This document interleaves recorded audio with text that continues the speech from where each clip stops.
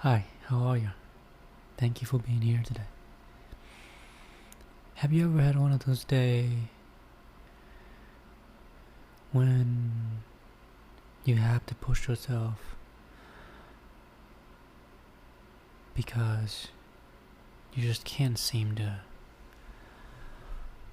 get out of bed and go do those things that on your to-do list? And if you work out, you would know.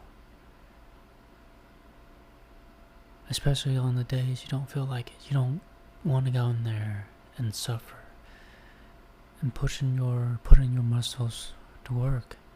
And especially when your entire life circumstances is just not good. And you're asking yourself why. What's the point of doing this? I no longer have anyone to impress. I don't really have to do this.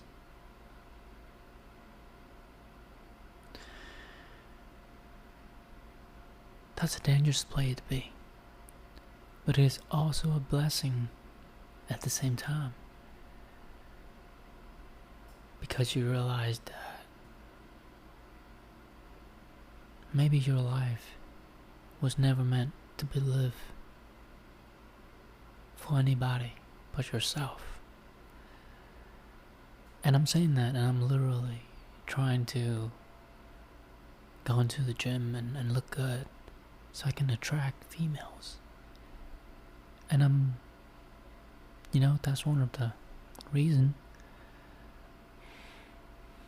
But then at the same time, once you realize that it's not really that important, that I can skip today if I want to.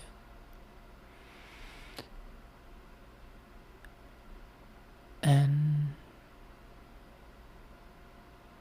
it was never about anybody else, but we as a society, or just our human way of thinking, we have to do things to impress others, so we don't look stupid. We have to earn their approval, and that's one of the things I'm struggling with every day, probably. I'm afraid. I'm afraid of taking off the mask when I go to work. Always pretending to be someone that I'm not. I'm afraid to take risk. The kind of risk that putting yourself out there. Post a video, post a podcast, go do things that most people wouldn't want to do. Because you're putting yourself out there. That's a risk of being judged, of being looked at, of being different. It's a scary place to be. But then, if you can also look at the successful people out there, do they look like everybody else? There's something in them that make them so unique, so different. So if you feel like you're different, maybe it's not a bad thing. I'm literally giving advice to myself right now. But it's true, isn't it?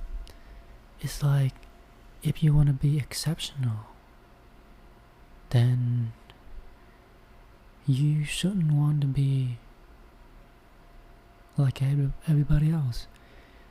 Because if you like everybody else, then you're just average, normal. You're not different. Then you can't be exceptional by being normal, like everybody else. Do what everybody else do. live the way everybody else live. Right? And maybe this is the cost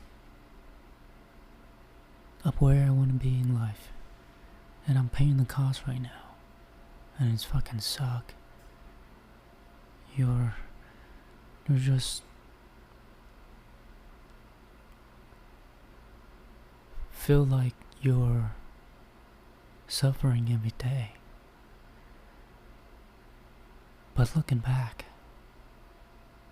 for the past few years, things been rough. But somehow I got through it. I stuck around. Even when it's hard, even when I feel like I'm just driven through life, even now, not knowing where I'm gonna end up. But some days you find beauty in that, because you realize that really no one have it all figured out.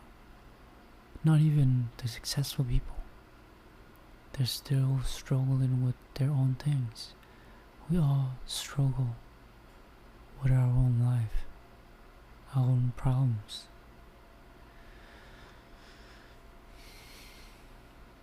But that's just part of it. And these days, especially the bad ones, somehow you got yourself together and you pushed through it. You didn't give up, you didn't quit, you stuck around, you kept on going. One day you're gonna look back at these days and you'll be like, fuck yeah, I'm glad I stuck around. Because I would rather die one day, and before I leave this earth, I'm gonna look back and I'm gonna be like, fuck yeah, I did the best I could. Even though I didn't take some of the risks, but I took most of it. I did what I said I was gonna do, and the results didn't come out the way I wanted. Life didn't play out the way I wanted it to be, but I gave it my all. I went all the way. And even when I'm laying on my deathbed, then, even when I'm not successful, even when I'm not become anybody, even when I'm not being remembered by anybody, still, I did my best in my lifetime, and I'm proud of it.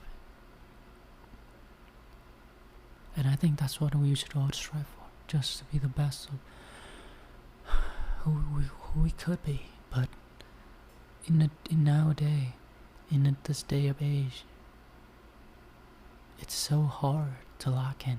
We always have to say, yeah, I'm gonna lock in, I'm gonna do the work. But then all of a sudden we pull out our phones and we start scrolling, turn on the TV, we order junk foods, and it's all these distractions. It's engrossing. It's just everywhere. Everywhere you look at, it's just distraction everywhere. And it's so hard to lock in.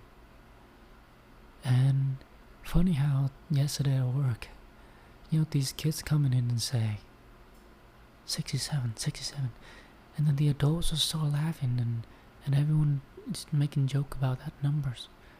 And I'm like, have I been living in a cave? Or I'm just so behind with everything's like, what is 67? What is it? What is number 67? Anyway. But yeah, talking about work, and now I'm looking back. Now I'm no longer afraid of telling people what I do for a living. And I'm no longer afraid of telling people that I'm no longer pursuing the career that I went to college for. Because that used to be the worst thing to me to hear from anybody whenever they ask, what do you do? What are you going to do with your college degree? And my answer is always, I'm still looking. I'm still working on it. But nowadays, you ask me, I'm like, fuck that shit. I don't do that shit anymore. That degree is in the trash can now. I burned it. And they give me a side eyes and be like, what? Why? You got your master degree, all that money for a great degree that could make you a lot of money, and here you are doing this shit. What the fuck is wrong with you? That's usually the reaction. And usually I would get so insecure. But nowadays, I don't really give a damn. Maybe I do. A little bit. Especially when people ask my mom and she tell them what I do. I do get a little insecure. I do feel like a failure. And I could see it in her eye. But, yeah. It's like she's the last person on earth that I really have respect for. Because once you realize that everybody out there is just out there for themselves, and you learn it the hard way. When you don't get back what you give, and when you give so much, of course, I'm not expecting anything in return, but at least something, right? But then when it's their turn to give back, it was never anything. And it just makes you realize, even when the people that are close to you, when it comes to a situation that benefit them more, they would have to put themselves first. And that's normal. I'm not trying to talk bad about anyone, but that's just human nature, and I should do that too. Stop trying to please other people. And then I realized that's what I realized. Like, why am I trying to do a job, pursuing a career, or in a relationship with anyone just so I could fit into their expectation, so I could make them happy, so I could fit in with everybody else? Why can't I just be me? It's a hard pill to swallow, It's a hard one. But we live and we learn, We learn that it was never about anybody else, but just you. And you don't have to live someone else's life. I never really understood that, but Steve Jobs, he really engraved that into my head. He said, don't waste your life living someone else's life, someone else's point of view of how a successful life should be, or how a great life should be. You go to school, you get a good job, you get a wife, families, and vacations, and all that, like everybody else. But if you feel in your heart, in your gut, that you want to do something else than what they expect of you, then go for it. Because even if you fail, it'll be better.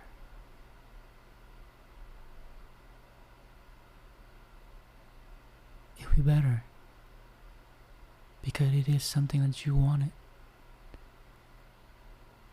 Imagine failing, it's something that you don't really care about. It's a little confusing, but what I'm saying is, even when you fail at something that you really like, it doesn't feel like failing, is it?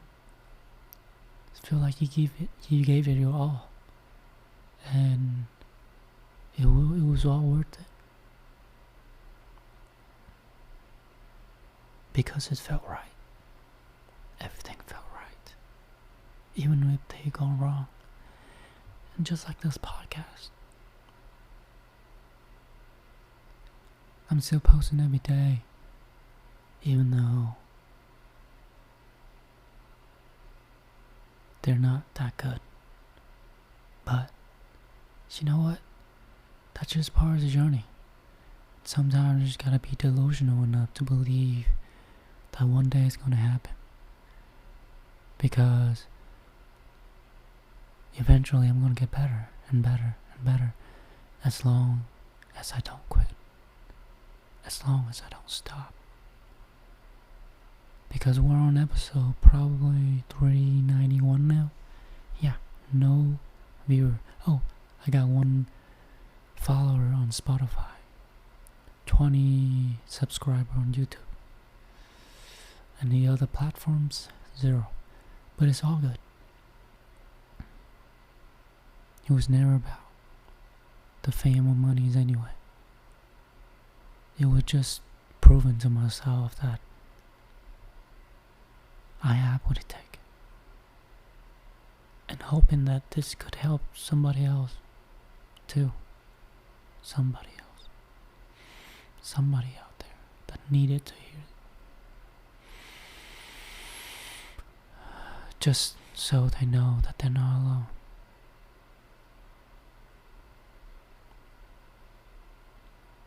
But yeah, I'm looking back to my first day of making podcasts. This shit is way, way, way better than then. Still, you're looking at, oh, fucking shit, dog shit podcast. But it's much better than my first couple episodes. And eventually I'm gonna get to 1,000, 2,000, and I'm sure I'm gonna get better then. But the only way to get there is to keep on doing it over and over again. Even when it feels pointless most days. I feel like you're putting out like an art that no one likes, that no one give a damn. And then when you look at the analysis, people would come in and look at your listen to the podcast for 5 seconds, 10 seconds, and then leave. It hurts, You're sitting here making average of 19, 20 minutes episode every day, and they only listen to a couple of seconds and they laugh. It feels very discouraging. But then at the same time, in the hard days, in the setbacks, especially the day when you feel like shit, and you keep on going, you keep on doing what you needed to do, you keep on checking up that list that you needed to do for the day, that's a win. Just gotta keep on going, even when they think that you're stupid, that you're out of your mind for doing this. Just gotta keep on going.